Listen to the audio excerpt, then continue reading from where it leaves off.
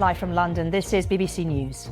The French election results are in and the far-right National Rally Party wins the first round of those parliamentary elections. England celebrate reaching the quarter-finals of the Euros after being seconds away from defeat by Slovakia. The parties begin their final push for votes ahead of Thursday's general election.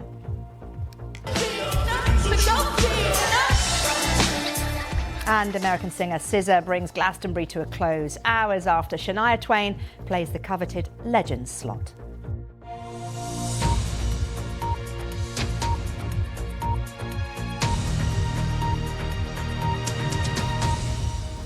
Hello, I'm Marianne Mashiri. Welcome to BBC News. Well, France is waking up to a new political landscape after Marine Le Pen's far-right National Rally Party triumphed in the first round of snap parliamentary elections. President Macron has called for centre and left-wing parties to unite ahead of the next round of voting, which will determine the makeup of the country's National Assembly. Well, according to the Interior Ministry, National Rally and its allies gained 33% of the popular vote. The left-wing New Popular Front came second with 28%. President Emmanuel Macron's centrist alliance reached 20%. With this report, here's our Paris correspondent, Andrew Harding. A dramatic win yesterday for France's National Rally. The party was for years considered too extreme for most French voters, with its anti-immigration, Eurosceptic platform and its links to the Kremlin.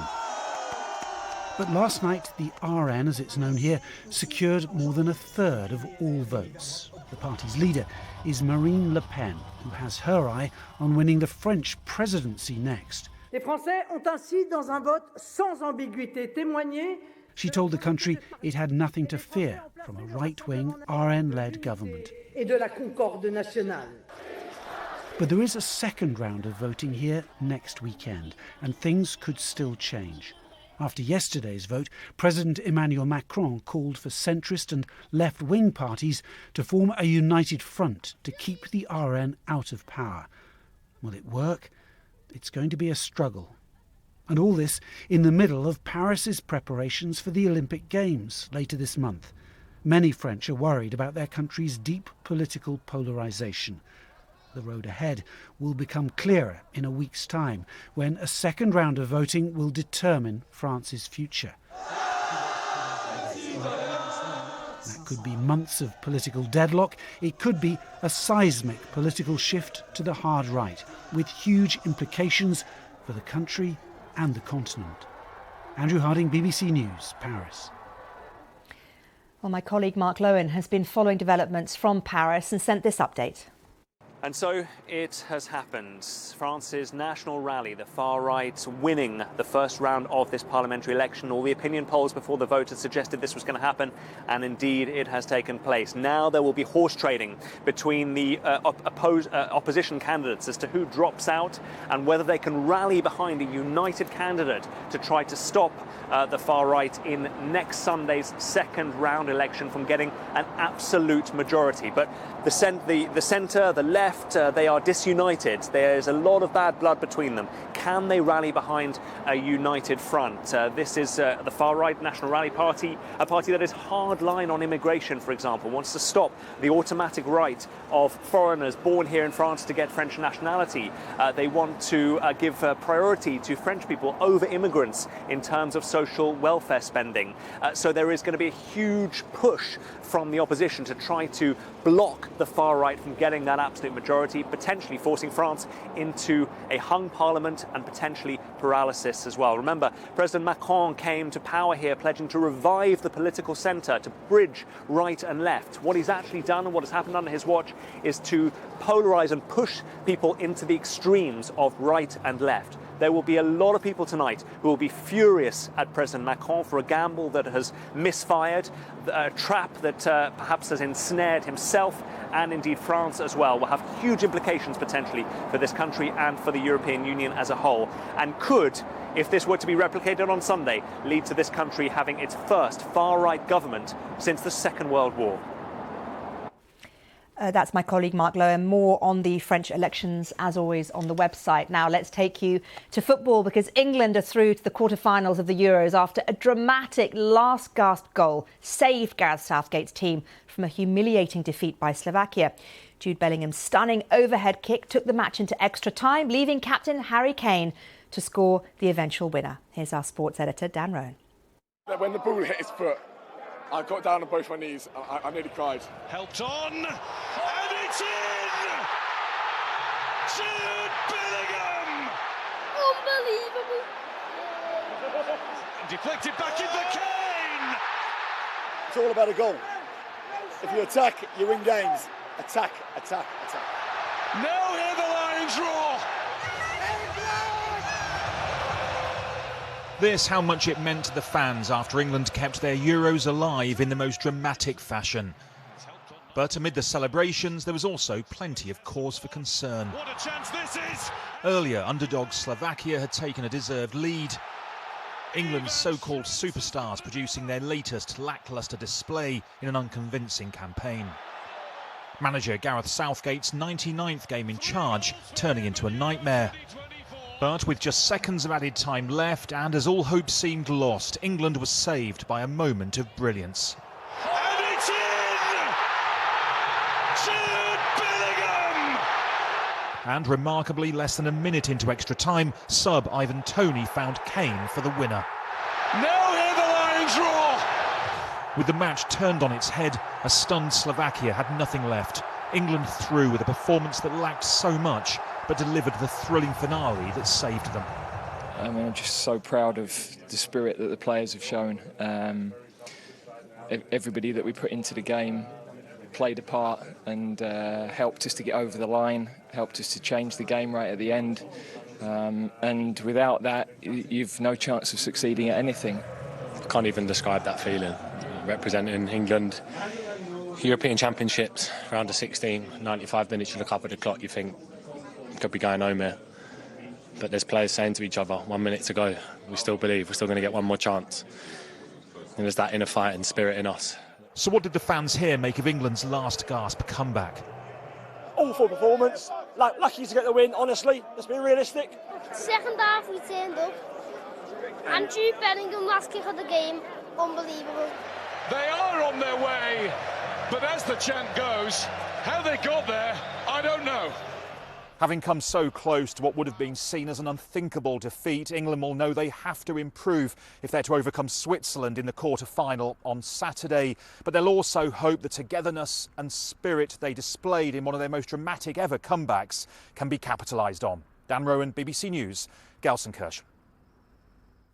Well, let's cross live now to our correspondent, John Watson, who is in Essen. Absolutely incredible match, John, wasn't it? So stressful in the last 20 or so minutes. As if England were heading out. They only had 60 seconds on the clock. They hadn't played particularly well. It was the first effort they'd had on target when Jude Bellingham scored, but remarkably, that incredible moment, an extraordinary player who produces extraordinary moments, that equalising goal, then preceding Harry Kane's winner. So England can now look ahead to that quarter-final to come with Switzerland on Saturday. Gareth Southgate, though, the England manager, will know that they have to improve. The performance still wasn't quite there last night, but undoubtedly knockout football produces memorable moments, extraordinary moments, and England, I think it's fair to say, have produced the most extraordinary moment of them all at this tournament so far, and no surprises, it was Jude Bellingham right at the heart of it. It was a remarkable goal from a remarkable player, Marion. Absolutely, John. Thank you very much indeed. John Watson there, who is in Essen, and I'm afraid the sound quality not as good as the Bellingham goal, so apologies for that. Let's just take you quickly to the live page. If you want to read a little bit more about what's happened with the England match, if you want to read a little bit about the fans' phone-in that my colleague Nikki Campbell enjoyed a little bit earlier, you can go there. There's also a really good article actually showing one of the better sports back pages. That's the Daily Express, which says "Saved by the Bell." Hilarious headline there, of course, referring to Jude Bellingham's very, very late goal. There are also a few quotes actually from Jude, who gave a post-match press conference. And he said this: "Playing for England should be one of the proudest things of a footballer's career, but oftentimes it's quite difficult," he says. And then he says, "There is a high, intense pressure The fans expect a lot from us, regardless of what's happening in recent tournaments. That's the latest from the football. Now let's take you to 5 Live. Don't win a majority of seats in Scotland, if you don't win this election in Scotland, does that mean that an independence referendum is off the table for the duration of this Parliament? And what John Swinney comes back to is the results of the last Scottish parliamentary elections. And there is a majority of MSPs in favour of independence there. So it'll be interesting, Nikki, if you do ask him about that today, you know, what his response will be. But he certainly has been pushed on that issue, and that is of course why the SNP, or one of the reasons why the SNP are so keen to win this election in Scotland and to try and maintain their status as the third biggest party at Westminster. The BBC News and BBC Two have joined us. John Swinney will be with us in just a few moments, taking calls. The First Minister, the leader of the SNP, one of our leader phone-ins, speaking to Katie Hunter, BBC Scotland correspondent, just laying out the issues. And while we wait for John Swinney, we can get under the bonnet here a bit. The tartan bonnet I was wearing just a couple of weeks ago watching our team. And see, yeah, what about energy? What about oil? What about the northeast of Scotland? I know Kate Forbes, the Deputy First Minister, said they are somewhere between the Tories and Labour on the transition. Would that be right? Yeah, that's right. So I mentioned earlier that some of the key battlegrounds between the SNP or Labour and Labour are in the central belt. But if you go up to the northeast, it looks very much like a race between the Conservatives and the SNP. And in the northeast of Scotland, of course, energy, oil and gas is a big issue. The Conservatives are very much in favour of issuing more new oil and gas licences. Labour, at the opposite end of the spectrum, have said no, that is not what they want to do. And the SNP, the Deputy First Minister, has said that the SNP are somewhere in between. They want to look at this issue on a case-by-case basis. Journalists, and that I've tried to push John Swinney on to get clarity. Oh, can you hear me, Nikki? You're back with us. Yeah, it's no problem. So I was just saying that's one of the other issues that, you know, journalists and that we've tried to push John Swinney on, because the Scottish Government was consulting on a presumption against new oil and gas licences in the North Sea. But the position that they are taking is that it needs to be on a case-by-case basis, on an evidence basis. And they are saying that, you know, you've got the Conservatives on one hand who are very much in favour of these new oil and gas licences, Labour at the opposite end, and they are saying that they are somewhere in the middle. So we'll see how that plays out with voters in the northeast of Scotland, like I said, where it very much seems to be a race in some seats between the Conservatives and the SNP. Mr. Swinney will be with us very shortly, but just give us an idea of the state of the polls in Scotland at the moment, Katie. Yeah, so worth going back, like I was saying earlier, to the fact that at the last general election, the SNP were so dominant, winning 48 seats, and Labour winning just one single Scottish seat. But the polls have very much closed with the gap between the two parties, and the most recent polls are actually suggesting that Labour are ahead of the SNP. Now, as I was saying, polls are just polls. They come with lots of health warnings and lots of caveats. But I think both the SNP and Labour are expecting some really closely fought battles in constituencies, particularly in the Central Belt. And I think one of the key moments for me during this campaign was during the Scottish leaders debate. I'm sure you're watching it, Nikki. But one tactic that the SNP have been consistently using, and I'm sure John Swinney will go back to this in the interview, is that there's not much to separate Keir Starmer and Rishi Sunak. He'll say there's not that much difference between the Conservatives and Labour. And there was one point in that Scottish leaders debate where John Swinney was pushing Anna Sarwar, the Scottish Labour leader, and saying, you know, there'll be more austerity if Labour get in. And Anna Sarwar fought back really strongly against that he said, read my lips, there will be no austerity under Labour. And I suspect when you speak to John Swinney later, that is a theme he will be pushing. All right, thank you for answering a couple of questions twice there, because we had the new TV audience joining us as well. I think we said, thanks, Katie. There's Katie Hunter, BBC Scotland correspondent. I think we can now speak to the First Minister, John Swinney. There's a wee delay on the line, but we'll get through it, and I'll come to the calls in a second. First Minister, good morning. Good morning, Nicky. Thanks for joining us. Just very quickly, as a member of the Tartan Army, I saw you there in your top and your kilt a couple of weeks ago. I've been there myself. When Jude Bellingham scored, if you managed to see it, did you punch the air, or did you have the feelings of many in the Tartan Army, somewhat ambivalent? Well, I didn't see the game. I was travelling at the time, but I'm glad that England managed to get through. It was obviously the best part of being in Munich for the Scotland-Germany game was the festivities and the camaraderie and the joy of the Tartan Army outside the stadium. Once we got in the stadium, it was, well, I think you'll appreciate what I say here, Nicky. It was a hard watch. But I'm glad that England have made the progress they've made. Well, there we are. What a diplomat he is. Right, let's go straight to our callers. Bear in mind, there is a delay on the line, so First Minister, if you can keep your answers as short as possible so we can allow the listeners and the viewers to come back. Anne, good morning. On you go. Anne in Prestwick. Good morning. Morning. Thank you. The independence referendum in 2014 was one of the most divisive events in recent Scottish history. It set families, friends, neighbours against each other. It was supposed to be a once-in-a-lifetime opportunity. It came out in favour of no. Why would you want the country, especially the state it's in, to go through all that again?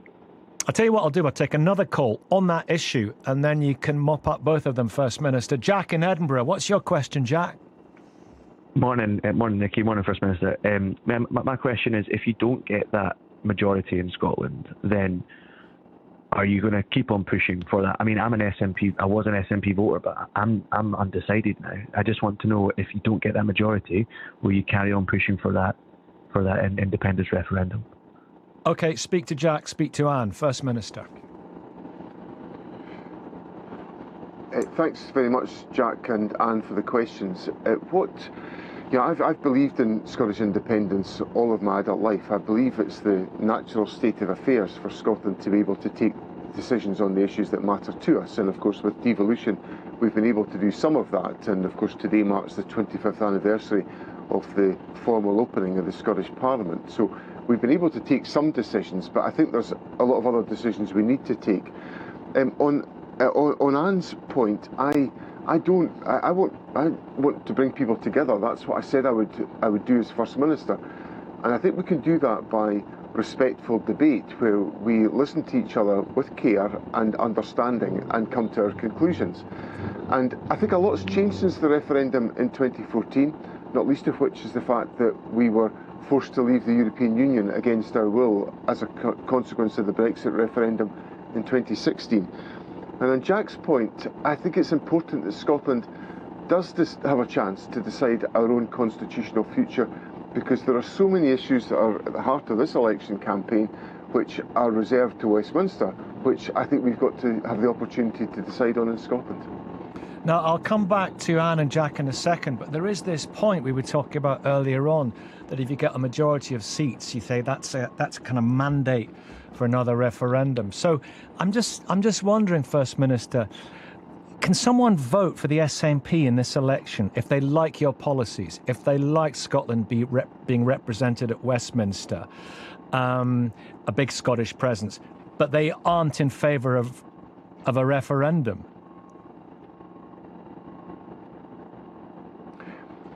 I've always taken the view, Nicky, that the best way for Scotland to decide our constitutional future is in a referendum specifically on the question of independence, in that yes-no position that we had in 2014. I know it's difficult with the delay on the line, but I'm going to come in there just to put another point here. I'm going to palm it, because if you say that they can vote for you, but they don't want a referendum, how can you possibly claim that all votes for the SNP are a vote for independence? Well, you see, what I'm saying is that if you look at what I've been saying during the election campaign, I've been making the point that in 2021 the Scottish Parliament was elected with a majority of MSPs who are committed to having a referendum on independence and are committed to independence. And that's what we were encouraged, indeed advised to do, to ask the public for that mandate, and they gave us it in 2021. And I think that mandate should be taken forward and should be implemented as a consequence of this election. Indeed, this election gives us the opportunity to intensify the pressure for that to happen. And that's what I certainly would want to happen in the aftermath of the SNP winning this election. OK, Anne, do you just want to come back on that? And we'll go to Gillian in Blantyre. A quick word from Anne, a quick word from Jack. Anne, first of all, what do you think of your answer? I think it's awful, and it doesn't answer the question about how divisive it was. And there's also the problem about how you're going to pay for independence. Only 2.8 people in Scotland actually pay tax. So how are you going to fund it? The health is devolved, and we have shocking problems in Scotland with health. We have hospitals that are 5-6 years delayed. We have hospitals that aren't even open yet, and that's a devolved issue. So they should be your priority, not splitting the country up again. We've got ferries we've been waiting 7 years for. We've got bridges you can't cross in winter because the ice rocks on them. All these things are devolved, but they've not got better. They've got worse in Scotland. OK.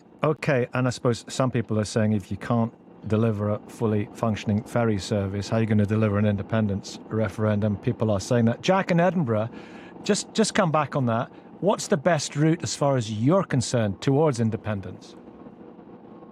Well, for me, I think you need to have a stronger SNP party. And right now, I genuinely don't know if I can vote for SNP for many reasons. And that's the first time I wouldn't have voted for SNP in 17 years. I don't think the First Minister's really given me the ability to put my cross in the SNP box. The best way to deliver is effectively have a stronger SNP party who can deliver in Scotland now, and then also deliver Scotland as an independent country. But right now, what do you mean by stronger? What would make them a stronger SNP? And I will put that back to the First Minister, and then we'll come to Gillian in Blantyre. So hang fire in Blantyre. Jack, what would make them stronger? I think as the previous caller said, it's about delivering in Scotland now, and it's about making. I mean, I think we need to have a stronger sense of community in Scotland, bringing people together, and then show us exactly how good an independent Scotland would be.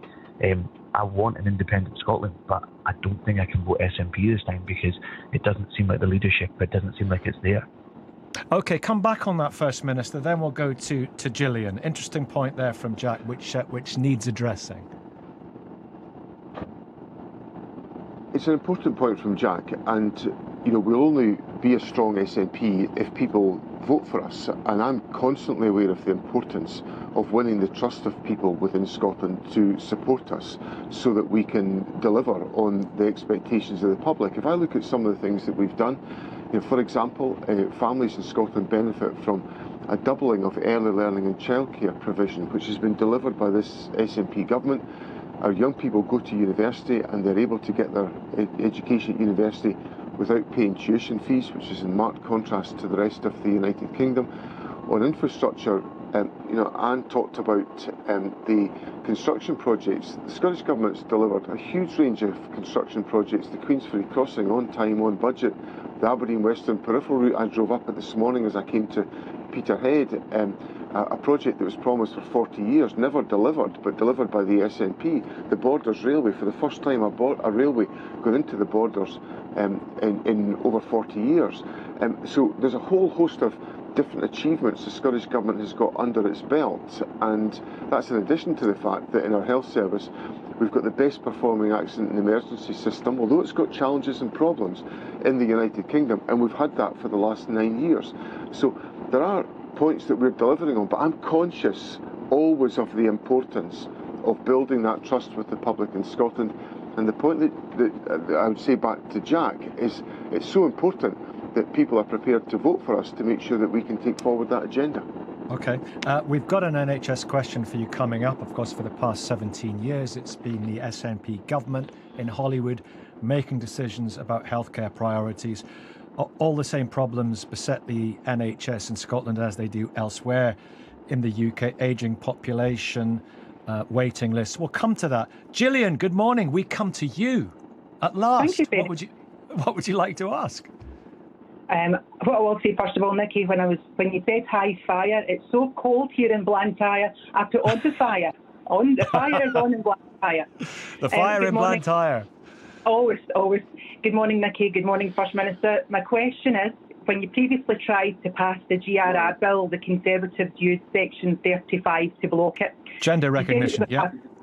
Yeah, so you said it was a partisan move. So will you try again if Labour win? So not only as a woman, but as an advocate for men, let's be honest, men don't like to speak up about things that they might be embarrassed about. I'm very interested to know in safe spaces and if they're under threat again. Thank you. Just give us your stance on this, Gillian, if you would. I believe, and that's why I'm saying about men safe spaces. Everyone's safe spaces must be protected. So, you know, you say, like, obviously the example tends to be men going into women's changing rooms, but what happens if, you know, women en masse go into men's and there's men in there, clearly, who feel embarrassed, even if it's like, you know, somebody, if a woman goes in just because they can and even alleges something about a man, I think the safe spaces should be kept, you know, as that. Let's focus on that. Let's focus on this. This has been a problematic and divisive issue for the SNP. Do you want to just answer Gillian's point, First Minister? Safe spaces. Yeah. On the gender recognition reform bill, I'll come to the safe spaces in a moment if I might. But the gender recognition legislation was passed with support from members of all political parties in the Scottish Parliament, all 5 political parties, and the UK government decided to intervene on that. The courts looked at that question, and the courts found that the UK government had the right to stop that legislation. So I believe in the rule of law, so I accept that court judgment. The question then arises is whether the incoming Labour government would change the stance of the United Kingdom government. Now, I don't know what the answer to that question is. I think that's a matter for the incoming Labour government, which I expect to be in place on Friday. So they would be. It would be their decision as to what to do in that respect. In relation to safe spaces, I firmly believe, I want to give Gillian the reassurance that I believe that single-sex spaces and safe spaces must be protected. There is provision for that within the Equality Act 2010, which is a piece of UK legislation, and I want to make sure that those spaces are protected. And I certainly want to, I know Gillian's made comments about the position of men, and I understand that point, but I'd want to make it clear to women and girls that there is nothing that I would ever do that would jeopardise the safety of women and girls in the approach that we take to legislation. OK, thank you very much. First Minister, how many genders are there?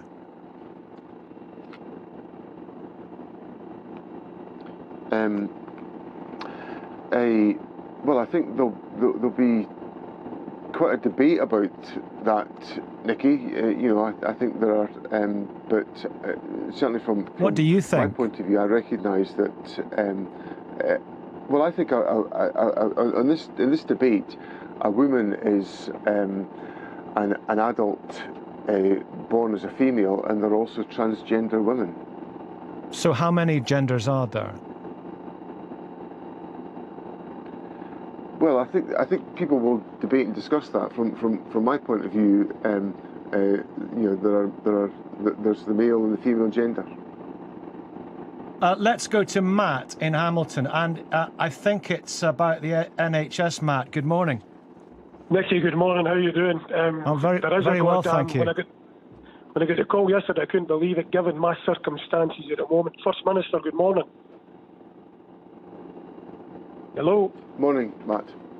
I voted SNP for 35 years. I remember running after Winnie Ewan's car in Whitehall and Hamilton in 1967. However, like other disabled veterans in Scotland, I'm fed up listening to politicians telling us the respect we're due and what we can do and what you're going to do for us. And it's neither here nor there. Nicky, first of all, can I give a veterans charity in Lanarkshire a quick shout out?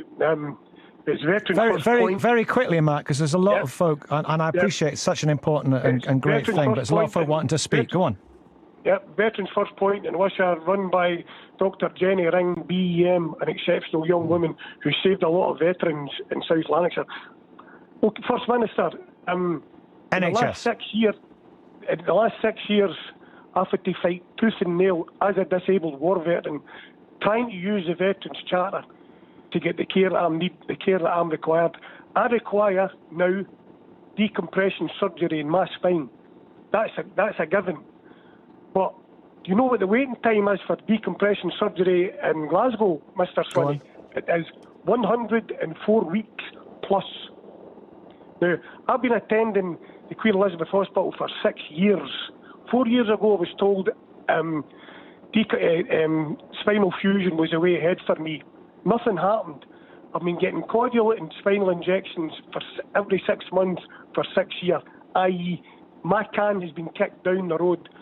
My next move, Mr. Swinney, is into a wheelchair because I can't get the health care that we veterans, we disabled war veterans, have promised time immemorial. Can I get it? You want to answer? Do you know something?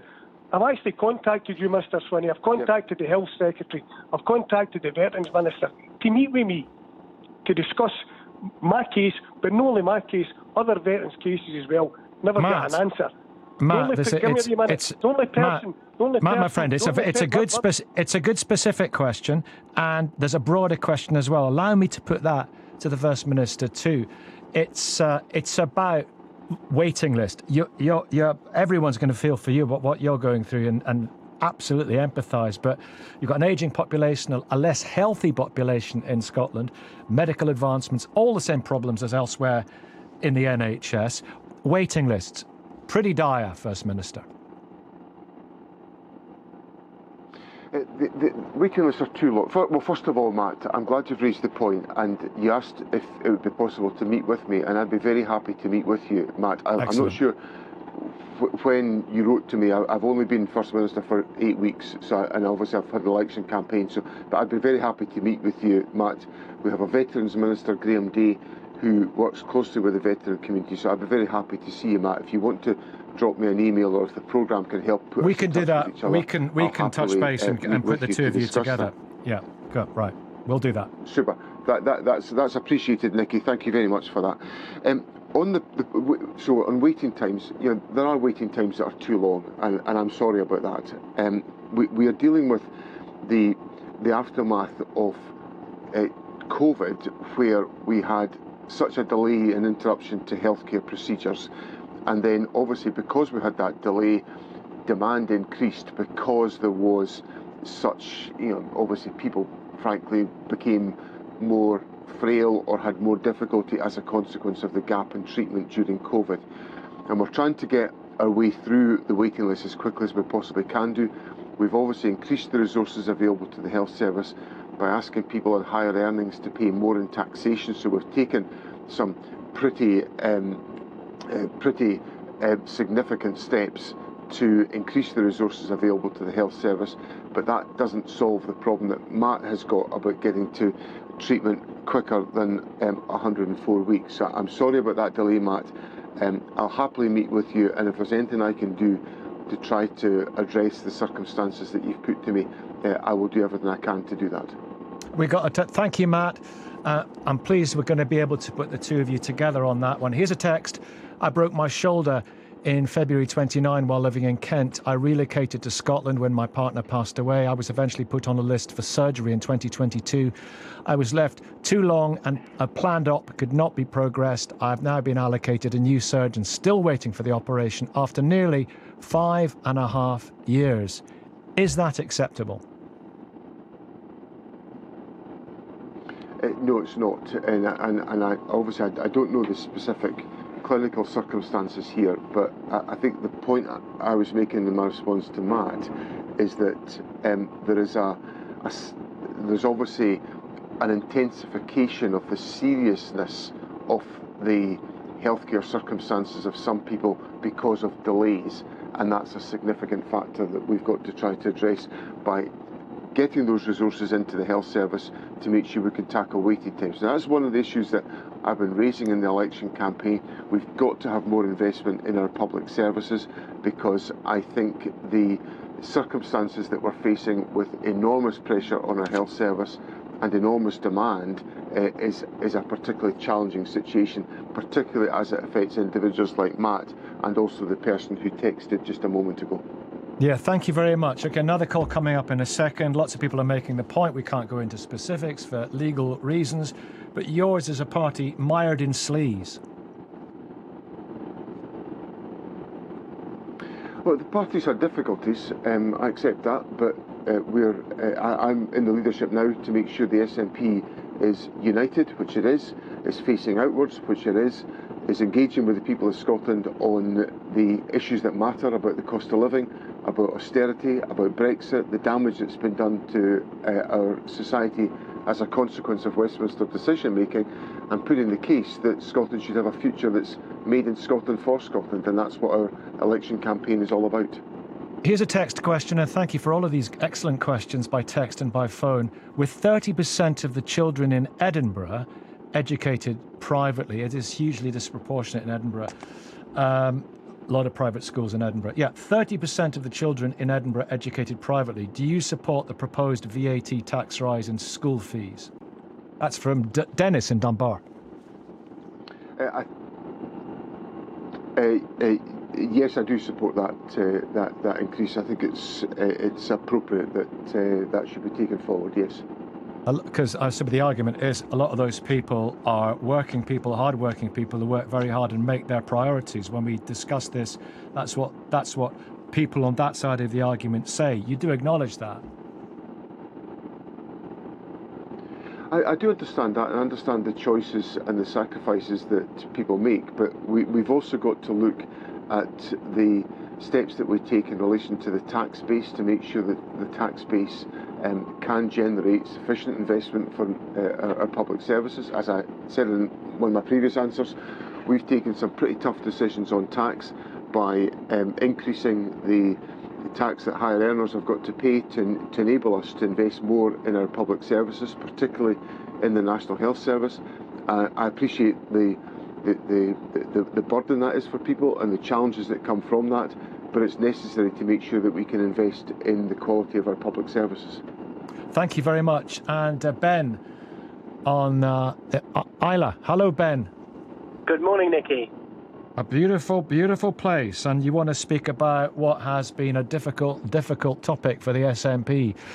Scotland specific, but it has tarnished their reputation in many people's eyes. What's your question? What's your point? So, good morning, First Minister. What I would like to know is what you're going to do to sort out the ferry issues that are plaguing Scotland's West Coast islands.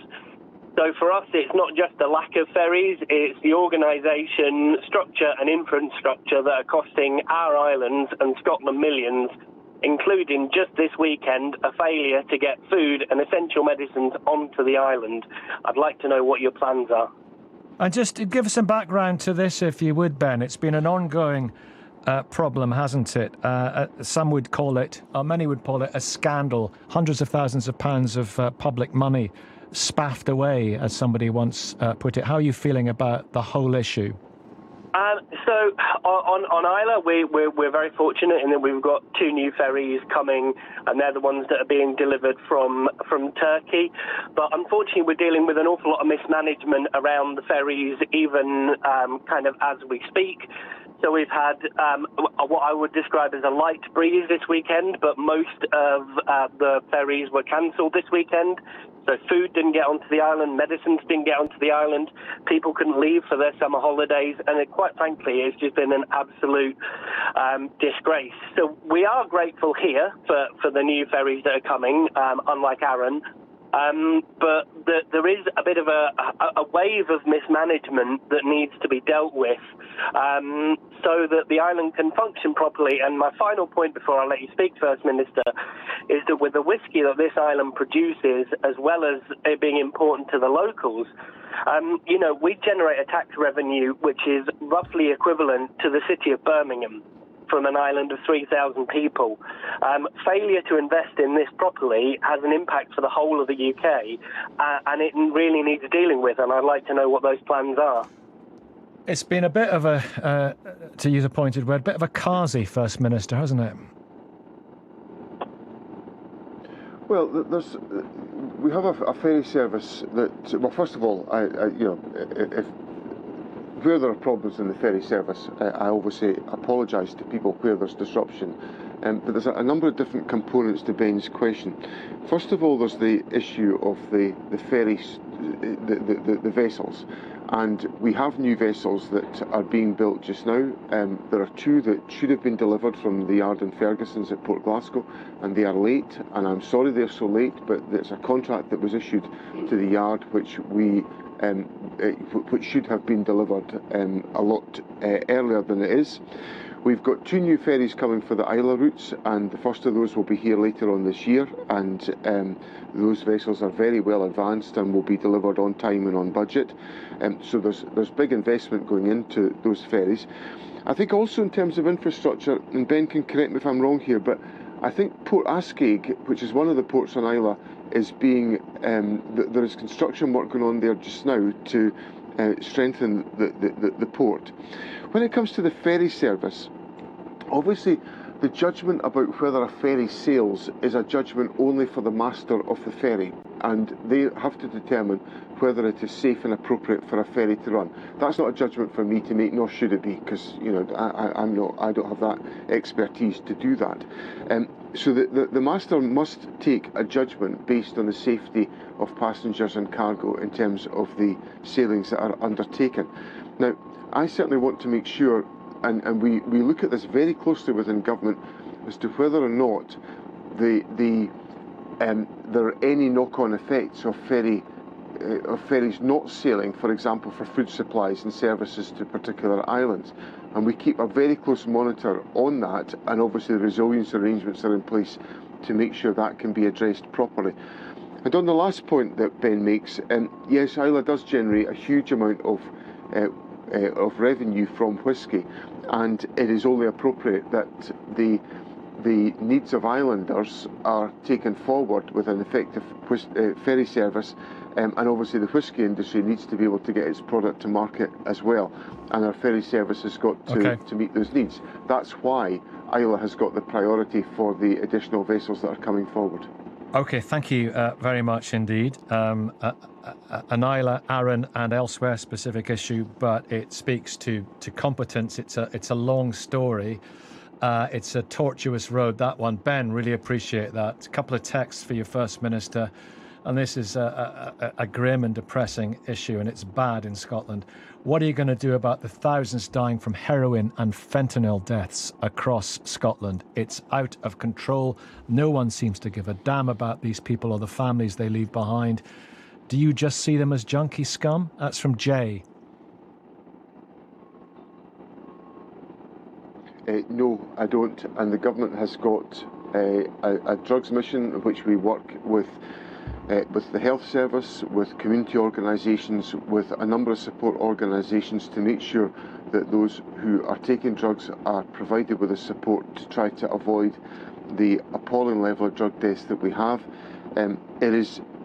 We are investing in expanding the rehabilitation beds and services that are available to assist in that respect, and the government has an investment programme that is going over a number of years to make sure that we can provide the effective interventions that will address the drug deaths in Scotland. And I absolutely accept the stress and the sadness that any drugs death brings to any family or any individual. Lucy, a quick one. I know the First Minister has to go. The battle bus is going to battle on. Lucy, fire away. Hi, I just wanted to ask the First Minister, why does he think that young people just don't trust politicians at all anymore? Final answer. I think when you look at opinion polling, young people overwhelmingly in Scotland support the Scottish National Party and they support independence. And I think from that we can deduce that we command confidence amongst young people in Scotland. But I've always taken the view, Lucy, that it is, you have to work hard every single day as a politician to win the trust and confidence of the people that you serve. And that's what I've done. I've been a Member of Parliament for 27 years. I've won elections for 27 years in my own constituency. I work hard to build the trust of people and represent them well, and I intend to do that as First Minister as well. Thanks very much for coming on this morning, First Minister. Thank you. Thanks, Nicky. Take care. It's 9:45. Right, we're going to get your reactions. We had them for half an hour. It was interesting stuff. As ever, great questions. Lucy, are you still there? Let's leave Nicky and the caller Lucy there. We had a good half an hour, didn't we, of John Swinney answering your questions on Nicky Campbell's show. So thank you very much to Nicky and the team for bringing us that. Now, there are just 3 days of campaigning left, aren't there, before Thursday's election. And the parties are making their final push for votes. Rishi Sunak is warning against what he calls an unaccountable and unchecked Labour government. Labour, meanwhile, is launching a new advert saying the real danger is waking up to 5 more years of Conservative government. The Lib Dems are meanwhile pledging to reverse planned cuts to payments made to bereaved families who lose a parent. And Nigel Farage has told a Reform UK rally that his party will become the voice of opposition. Well, the Lib Dem leader, Sir Ed Davey, is back on the campaign trail, and the first visit of the day for him is to Eastbourne Borough Football Club. Take a look at this. He's been taking part in what is described as an extreme activity, and I have to agree, he's bungee jumping. Let's have a look. There he goes. Wow, that was a full-on scream. Rather him than me, to be honest. The bungee jump, as I said, marks just 3 days to go before the general election. It's the third day of his final battle bus tour of the campaign, taking him from John O'Groats to Land's End, as well as South East England. Now, there is obviously a serious side to all of the fun, and today's big push is about payments for bereaved families. And that's Ed Davey doing the jump, hanging upside down. A rush of blood to the head, I'm sure, for him.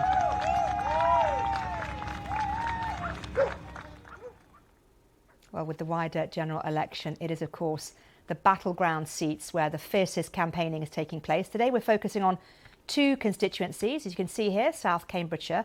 It's currently held by the Conservatives, but with redrawn boundaries, the Lib Dems say they're increasingly confident of taking it. And we're also going to be in Weston-super-Mare. It's held by the Conservatives at the last election, but being targeted very much by Labour this time around. Well, joining me now from Cambridge is BBC's Kate Moser-Anden, and in Weston-super-Mare, it's BBC's Pete Simpson from BBC Bristol. Thanks both of you for joining us. And let me ask you, first of all, Kate, tell me a little bit about Cambridgeshire, where you are, because the constituency historically has been a Tory safe seat, but what's changed now? Yes, as you say, Marianne, it has been a safe Conservative seat in the past. Now, South Cambridgeshire is home to the Cambridge Biomedical Campus behind me and Addenbrooke's Hospital, but it really is quite a rural constituency. It's made up of a patchwork of villages in the South Cambridgeshire countryside. Now, what makes South Cambridgeshire really interesting is that it's become a key election battleground for the Liberal Democrats. Now, in the last election, the Conservatives won, but the Lib Dems got more than 40% of the vote. And at a local level, 35 out of 45 district council seats are held by Liberal Democrats. Democrats. In fact, the party are so confident of gains here that they chose South Cambridgeshire as the location to unveil Ed Davey's election battle bus. And he said he was very confident of making progress across the county. Whether that will be the case, though, remains to be seen because, as you say, the constituency has been significantly redrawn as part of boundary changes. So much so that the previous MP here is now campaigning in a different constituency up the road in St Neots in mid-Cambridgeshire. So we don't have a lot of election history to go on to predict what happens here. Thanks so much, Kate. Stay there for me for a second while I bring in Pete from BBC Bristol. Pete, talk me through Weston-super-Mare. It's a seaside town, is it not? But it hasn't had a particularly happy time of late, particularly since COVID. Talk me through what the key issues are for voters. Good morning, Marianne from West. I hope you can hear me okay. I can, but the weather looks absolutely appalling. I mean, I feel like I'm taking part in some challenge in terms of some arduous physical challenge. It's suddenly got incredibly cold. The wind has whipped up and there's sideways rain, but I will plough on regardless. Yes, welcome to Weston-super-Mare. We got the capital of Wales in that direction, Cardiff about 13 miles, 20 miles from Bristol to the east. But this is quintessentially a seaside town. And you're right, COVID did impact Weston, particularly because, of course, it relies heavily on tourism. You wouldn't want to go and ride on a donkey on the beach this morning, but it has all the trappings of your classic seaside town. It's got a beautiful pier that was rebuilt in 2010 down the road as well.